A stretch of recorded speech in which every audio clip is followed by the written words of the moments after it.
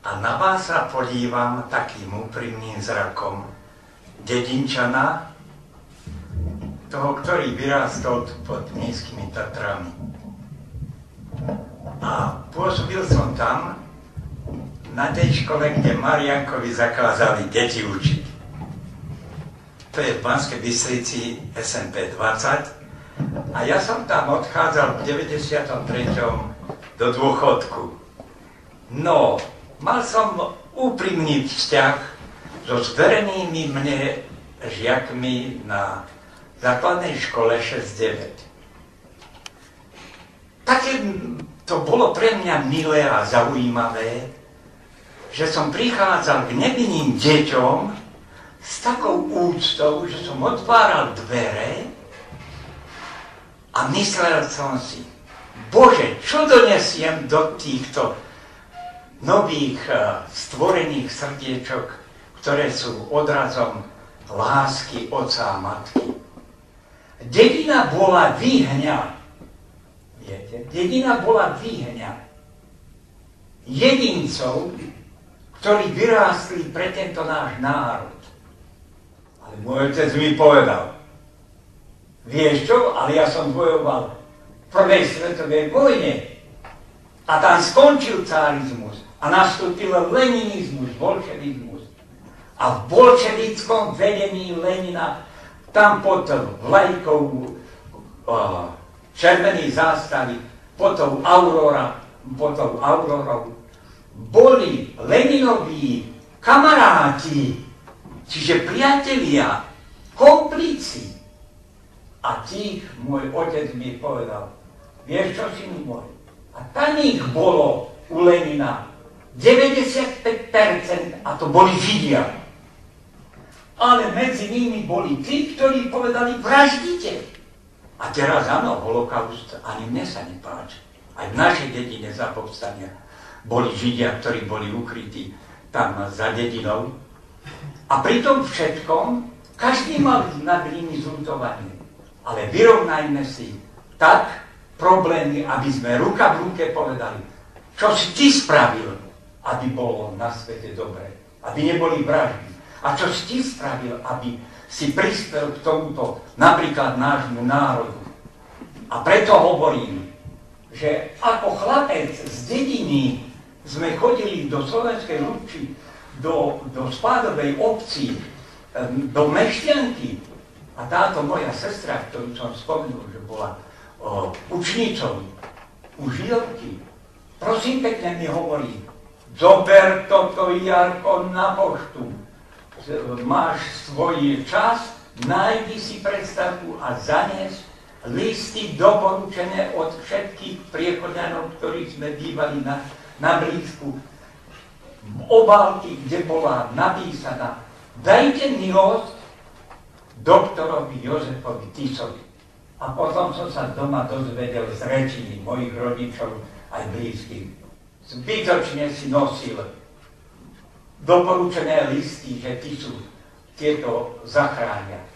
Tá moc tých, ktorí chceli náš národ podlačiť, zoberieme im osobnosti a nebudeme hovoriť nič.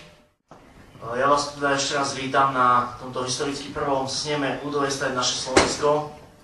Viete, tento snem je vlastne o tom, že parlamentné voľby, ktorých sme sa zúčastnili a v ktorých nám dôveru dalo viac ako 33 000 ľudí, nám jasne ukázali, že bez dostatočne širokej členskej základne, ktorá však bude aj dostatočne kvalitná, nemáme najmenšiu šancu spraviť akúkoľvek, nielen veľkú, ale aj malú zmenu v tejto spoločnosti.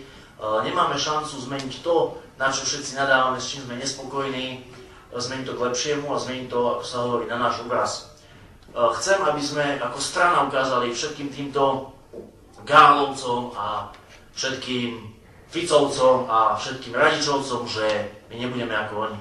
Nielen, že nebudeme kradnúť, nebudeme rozkrádať štát, nebudeme si tu privatizovať a nebudeme si nahrávať, ale nebudeme ani tupí ako oni.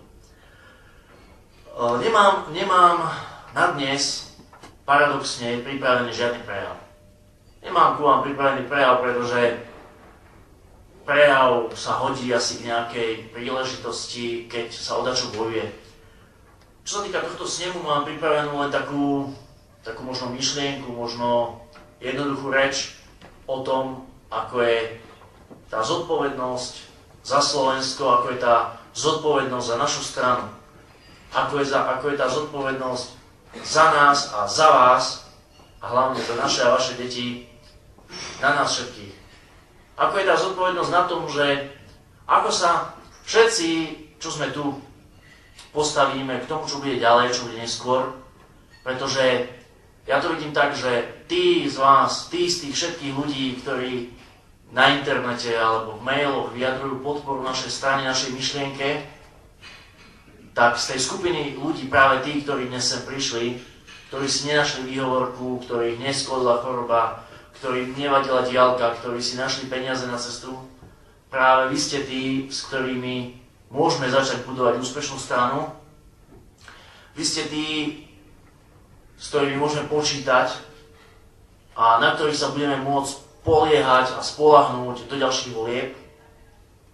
A ja predpokladám a dúfam, že práve s vami, ako ste tu, budeme môcť naozaj prejsť do takého skutočne politického útoku v tom super volebnom roku 2014. Videli sme v tých parlamentných voľbách, ktoré nás stáli mnoho energie, mnoho času a všetky naše peniaze, pretože Jakub Škrabák to už dneska spomenul, ja to pokladám za dôležité pripomenúť, že naša strana je financovaná z našich peňazí, nemáme sponzorov žiadnych, nemáme mecenášov, nemáme dokonca ani dôchodcov s igelitkami, ktorí by prišli a zabudli by si u mňa, kde v kancelárii alebo u mňa v aute, že by si zabudli nejakých 5-10 miliónov v igelitke. Žiaľ, nestalo sa nám také dačo. Keby sa nám stalo, tak asi by naša činnosť vyzerala ešte nejako úplne inak, ale čo je podľa mňa také kritérium alebo takéto hrdlo, ktoré meria našu aktivitu, našu schopnosť, naše možnosti, to nie sú práve tie peniaze, to sú tí ľudia.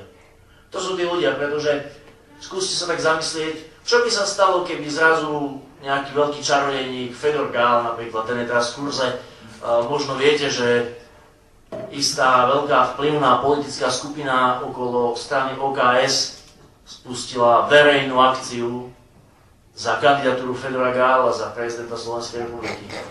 Každému Slovákovi musí byť nakrcanie z toho, kde počuje takúto vec.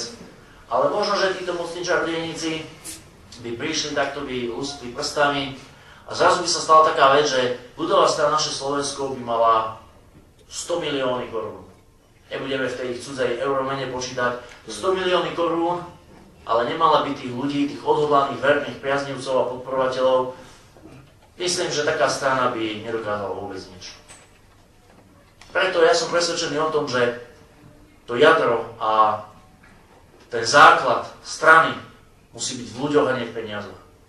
Preto ja si veľmi cením vás, že ste sa napriek tej naozaj dlhotrvajúcej a intenzívnej antikampani, ktorá sa proti našej strane a proti mojej osobe vedie v tlačových médiách, v televízii, v rozhlase, v podstate niekoľko rokov, ale od vzniku našej strany je super intenzívna, tak ja si vážim to, že napriek tomu ste sem dnes prišli, identifikovali ste sa s našou stranou, aj keď samozrejme nie všetci sa budete chcieť sa členmi, alebo nie všetci budete chcieť ďalej s nami robiť, ďalej s nami pracovať, nebojím sa povedať ďalej s nami bojovať, ale sú tu ľudia, ktorí už s nami naozaj dosť toho vybojovali. Je tu naša historicky prvá poslankyňa v miestnom zastupiteľstve. Sú tu ďalší ľudia, ktorí osobným príkladom strhli niekoľkých ďalších, dá sa povedať, niekoľko desiatok ľudí vo svojich vlastných obciach. Čiže sú to ľudia, ktorí sa nebáli toho, že čo mi povie sused, alebo čo mi povedia v práci, v škole za to, že dáte na Markíze alebo niekde v Slovenskom rozhlase o našej strane práve včera alebo prečo rozprávali zlom. Preto všetko si ja vlastne vážim vás, vážim si tých ľudí, ktorí sem prišli. 8.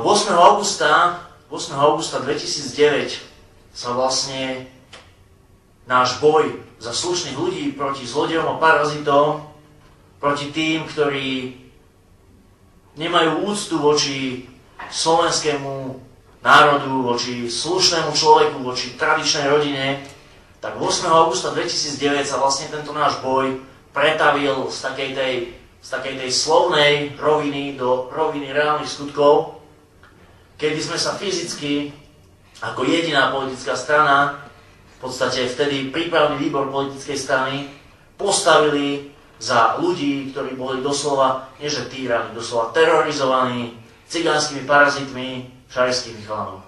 Veľmi dobre viete, že dopadlo to celé tak, vlastne, že Kaliňáková polícia tam brutálne ľudí rozohnala, naozaj to bol veľmi pokojný protest, dokonca novinári museli priznať, že nie my sme boli tí, ktorí začali s násilím, ale polícia začala bezhlavo útočiť na ľudí len za to, že sa odmietli po nezákonnej výzve rozísť. A vlastne tento brutálny zásah Kaliňákových robokopov, ktorí tam pili ľudí hlava nehlava, ktorí tam dvoch mladých 17-ročných chlapcov, ktorí by mohli byť synmi vás, mnohých, čo ste tu, ktorí ich ubili vlastne do bezvedomia a ani v zmysle platných zákonov im vlastne neposkytli prvú pomoc, tak tie zážitky, ktoré som ja tam vlastne zažil s tými zranenými ľuďmi, ktoré som tam zažil, vlastne spútaný na polícii s tými kukláčmi, ale hlavne s tými dobitými kamarátmi zakrvavenými, vo mne dozreli to presvedčenie, alebo vyjecovali to presvedčenie, že proste nemôžeme prestať. Po tej akcii sa už nedalo prestať a bol som rozhodnutý za každú cenu spraviť niečo, čo tento štát, čo tento režim, čo tento systém nebude môcť prehliadnúť a bude musieť povedať, že je tu nespokojný hlas, sú tu ľudia, ktorým vadí to, čo sa tu deje, sú tu ľudia, ktorí dokážu viac ako len frflať pri pive, plakať pred televízorom a povedať si, aj tak s tým nič nespravím, aj tak nič nezmôžem, čo spravím jeden, čo spravíme dvaja. A budem radšej ticho, lebo čo keď ma vyhodia z tej mojej prašivej roboty, kde chodím každé ráno do večera a zarábam tam 400 eur, čo potom? Povedal som si, keď budú všetci takto rozmýšľať, tria sa o to nič, čo majú, tak tento štát pôjde od 10 nie k 5, od 10 k 2. A pre tých našich synov, pre tie naše céry si budeme môcť potom už iba povedať, že vieš, Jožko alebo Anička, ono, preto ste vy tam teraz, kde ste, lebo vtedy, keď sme mali zabojovať, tak vtedy sme sa správali ako otroci. Nesprávali sme sa ako odvážni ľudia, ktorí majú nejakú hrdosť, nejakú česť, nejaké hodnoty a nejaké presvedčenie, ale správali sme sa ako otroci. A viete, pomyslieť alebo povedať o sebe si môžete čokoľvek, každý si môže mať sám na seba vlastný iný názor, ale asi by som neprežil, keby niekto o 20 rokov povedal, že ten Kotleba, ten sa správal ako otrok. Držal hubu a krok, chodil do roboty od rána do večera, mukloval na systém, platil dane. Z tých daní, čím viac robil, tým väčšie dane. Čím väčšie dane, tým viac peňazí ide na cigánskych parazitov. Tým viac peňazí ide na fízlov, ktorí vás za vaše názory zmlátia a zavrú. Zdalo sa mi, že to je chorý systém, že sme v takom perpetu mobile dookola a čím viac chcete systému vyhovovať, tým viac ste jeho otrok. A iná možnosť, ako sa mu zoprieť, nebola. Systém nám ale ukázal, to zase tu Jakub Škravák už povedal, že keď mu ide o život, tak neuznáva ani vlastné pravidlá, vlastné zákony. Naša prvá strana, Slovenská pospolitosť, národná strana, bola v totálne politickom, absolútne nezákonnom procese na Najvyššom súde, kde nás vlastne súdkyňa ani nepustila k slovu a kde, hoci proces trval hodinu aj štvrť, tak celý proces trval hodinu aj štvrť. Samotný proces na Najvyššom súde, kde som ja zastupoval stranu, nakoľko žiadny z oslovených 9 advokátov nenašiel odvahu, aby bránil našu stranu pred Najvyšším súdom, pričom traja banskobystrickí veľmi vplyvní advokáti mi povedali do očí: pán Kotleba, nehnevajte sa, nechceme prísť o licenciu v advokátskej komore,